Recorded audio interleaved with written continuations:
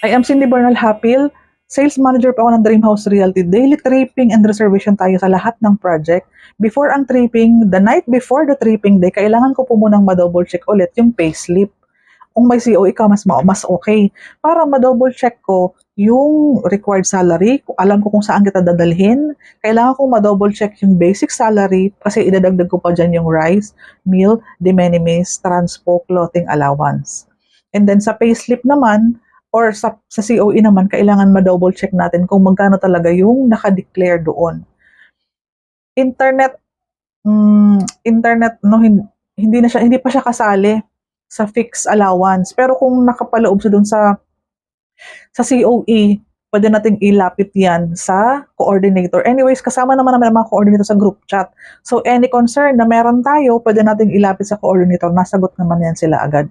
I mean, coordinator ng bawat project